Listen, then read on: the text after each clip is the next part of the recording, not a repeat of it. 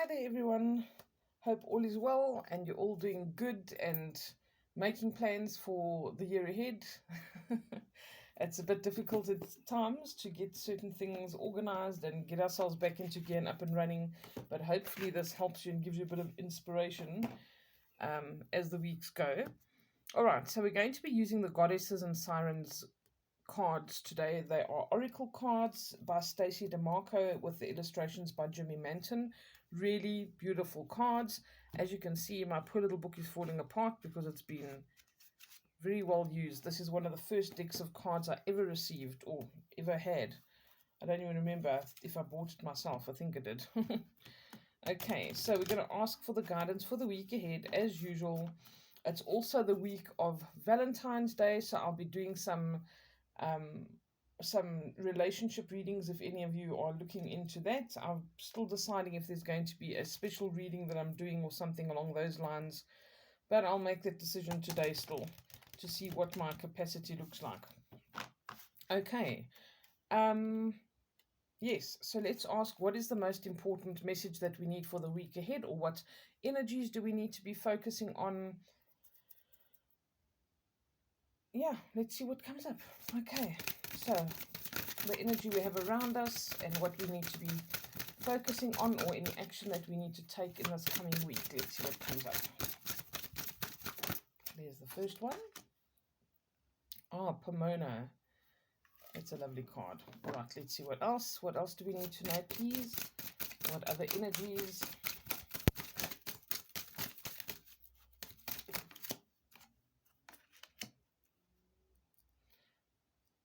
Boudica.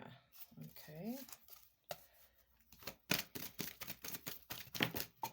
Whoops, nearly jumped off. Hera. Okay. This is definitely, I think, talking about relationships. All right. And let's take one last one, if there is, please. What else do we need to have this week? Any guidance? There we go.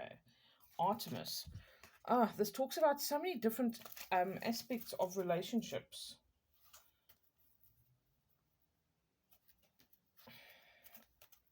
I think, okay, there's a lot of information coming through. Just bear with me here.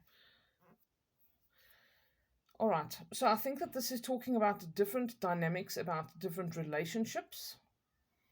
And what I've got to point out to you here is all the different potentials and possibilities there are. This is talking about a couple of different people. Obviously, I mean, this is like a collective reading, but it's compartmentalized it almost. All right. So first of all, Pomona is talking about plenty. All right. She's talking about abundance. And Pomona used to have beautiful gardens that she nurtured and paid pedantic attention to herself, and she was always so famous for her beautiful gardens, but she never wanted to share, and she always was very reluctant to take on a partner or anybody who showed any interest in her, even though she was clearly very beautiful. All right, and then basically the story goes that eventually she had this gentleman who came, and he could change his form, and he turned into a cat and used to come and visit her in the garden and spend time with her until he could gently coax her and tell her, hey, you know what, I'm actually a guy, and be honest with her. And she accepted that, and they were able to live together in her garden, and he was just as proficient as growing beautiful things and looking after the garden as what she was. And so this made her garden better and more beautiful. And so the moral of the story, so to speak, is that if we sometimes allow somebody into our garden, this can be something that is really beautiful and really prosperous, even though we can have so much apprehension around it. So it's telling us to let down our guard a little bit, all right? Not be so defensive and unwilling to let people in. I know that a lot of us have had pain in the past with regards to relationship. There's been betrayal. We've been hurt by maybe parents. There are so many things that can influence our lives. But this is also about trusting that you can share your life, your love, your resources with somebody else, and it can be done in a safe way, because not everybody is terrible. All right. If you feel like you are a good person, you would be a good partner. What is to say that there aren't other people out there that feel exactly the same and mean that sincerely? All right. So if we look in the book here, it says, trust that you have enough. Ask and you will receive. And it's now time to prune back any dead wood in order to grow. Nourish yourself and the earth. All right. So if there is dead wood, even if it is holding on to an old relationship or something like that, I feel like this is the time to really let this go. Okay.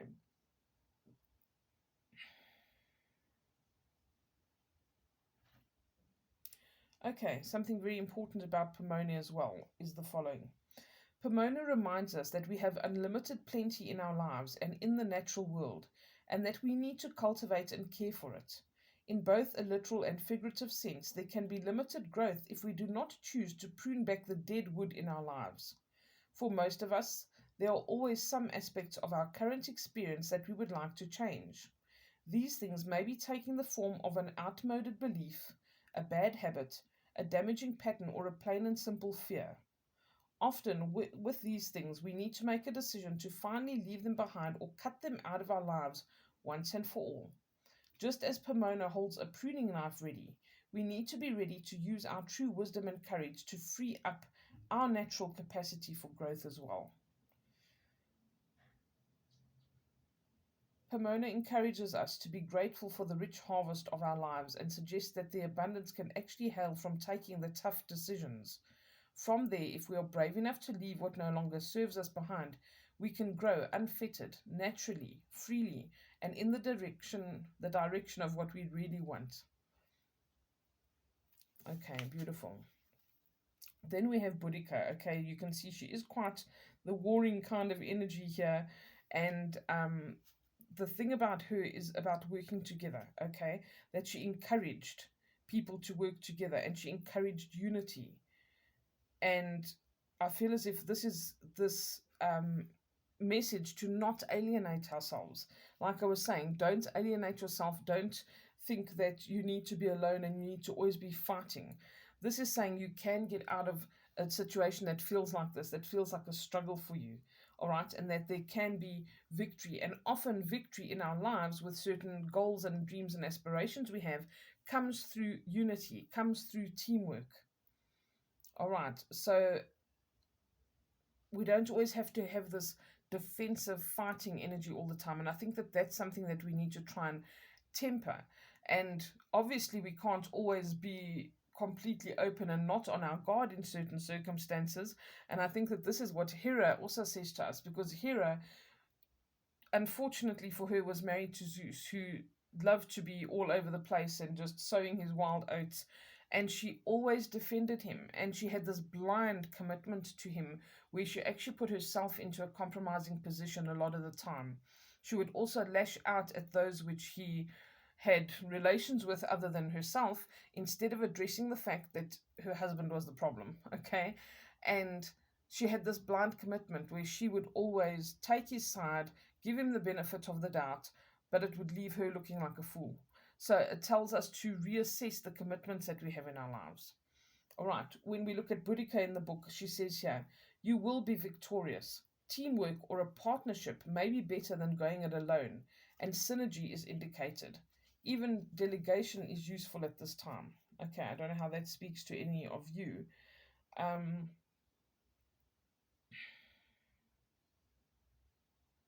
Yeah, it asks us to temper our anger, our inner fire to the point where it could possibly be damaging for us, to not be so defensive that we isolate ourselves and then turn around, for instance, and say, why can I never be at peace with anybody? Why can I never attract people to me? Why can I not have peace in my relationships? But if you're coming across like this all the time, completely defensive, and even if you don't feel like you're outwardly doing it, if you've been in a state of this kind of defensive state for a very long time, your energy is that of this defensive person. So people will be afraid, you'll seem unapproachable. And then you'll wonder, why do people not approach me? All right, so that's something to think about there. When we're talking about Hera, she asks us to re examine our loyalties or our commitments and see if they're still warranted. It can show sometimes relationships or marriages, okay? And maybe that there's petty energy going around, petty jealousies, or silly little things that you're fighting about that need to be put aside for the greater good. Look at the bigger picture. Don't sweat the small stuff. Don't argue about silly things. All right. But also, um, make sure that you are someone who is committed to yourself. All right. When she tried to rectify things or try to fix a situation, she actually was not level headed about it. Okay, and she actually, when Zeus had another child, she used to throw the kids off Mount Olympus, or she used to lash out in ways that were so unbalanced that they used to backfire on her. She birthed a son on her own, and he came out completely deformed. Greek mythology, but the attempts at her trying to blindly be committed to Zeus and to create her own reality by herself created a situation where she was so misdirected that everything went wrong. All right, so we're asked to reevaluate our commitments, our loyalties to certain things, to certain people, and see, am I committed to myself? And am I committed to myself in a way that is unbalanced? Should I be more open and um, willing to extend myself in certain ways, or am I extending myself too much? So reevaluate how you are committed to certain things and people and where there could be some imbalances. All right. Again, I might be talking about different situations and different relationships here because I feel like there are different aspects that have been highlighted. We've got Artemis, which is individuation as well. Artemis is the goddess of the hunt. She's also the same archetype as Diana. All right. So there is this energy of wanting to be very goal orientated, wanting to make sure that we don't miss anything, that we're vigilant about the things that we are doing. And individuation is very important when it comes to relationships as well. If you look at her at a glance, you would get the feeling that she's not interested in being in a partnership, she's not interested in working in a team, unlike Boudica is. But the individuation is something very important as well. This is vitally, vitally important to be mindful of when we are in a relationship of any kind. We all walk our own paths. And from time to time, our paths will meet up with other people's paths. Okay. And if you are in a committed relationship with somebody, it's important that you work in that relationship as a unit, but that you also still have your own individualism. It's not healthy to lose yourself in somebody else, in their hobbies, in their priorities, in the lifestyle they would like to live, to leave your dreams and aspirations behind so somebody can live their dreams and aspirations. Because these kind of things eventually will build resentment. They're not good, they're not healthy. You have to still have your own level of individuality. So you remember who you are. You stay on your path on a very personal, spiritual way, in a very personal and spiritual way. That is very important. She says here, run your own race. Independence is a gift. It's time to create your own life. It's wonderful to be alone and to be able to do as one pleases. The time has come for focus. Okay, so it shows that also she had this energy of balance as well. She could bring life and she could also take life by being a huntress. And she believed in mercy. And she also chose to do whatever she wanted to do, even if it seemed contradictory to other people. All right, there should be a balance and an understanding in a relationship that both people need that both people deserve that. And so, as much as you can work together and be an awesome team, you need to still keep your individuality. Okay, if we have this totally fierce independence, it excludes people, it excludes opportunities. And if we hold ourselves apart from other people, maybe we're not able to be as empathetic as we could be or as connected as we could be. All right, so it says here, we may forget at times that to have true balance, we need to maintain both the masculine and the feminine energies within us. And we should we distance ourselves too much from one or the other, we may not forgive transgressions from people, especially people of the opposite sex or our partners, very easily. All right, so it's all about finding that balance, being your own person, but being able to be with another person, seeking that love and affection, but also giving it. You know, we all want to be loved, we all want to be nurtured, but we also need to then be loving and nurturing. We can't sit there putting ourselves in a bubble, completely excluding ourselves, not giving ourselves the opportunity to meet anybody or reaching out because we're too afraid, and then turn around and say, I'm so lonely. Nobody loves me. We're not doing anything to counteract that. It's like wanting to win the lotto and saying, universe, please, I want to win the lotto, and you haven't bought a ticket. Okay, so relationships are complicated, and it doesn't have to just be pertaining to romantic relationships. This is talking about our connections to other people in general, and to be able to reach out and not entirely isolate ourselves. If you like to isolate yourself, if you enjoy your own company, I'm one of those people, that's absolutely fine. There are other ways to connect, though.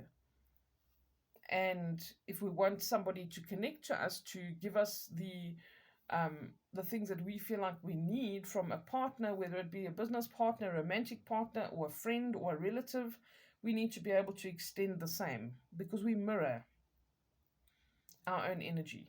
What you put out is what you get back. So try not to be too much like Boudica, try not to be too much like Hera, where you overcommit, or you either become completely self-absorbed or negate yourself completely, and there's imbalance. Okay, keep the individuation, but also remember that, like Pomona, if you share with somebody, things could actually be better than what they were when you were on your own and you just thought, well, I'm living the life, I'm getting 100% right. That blocks you off to other possibilities. Okay, I wish you all a beautiful week, and I'll be in touch as soon as possible with any information with regards to romantic readings that I'm going to be doing, and I'll chat to you all again soon. I wish you a beautiful week. Please take care and be safe wherever you are. Bye for now.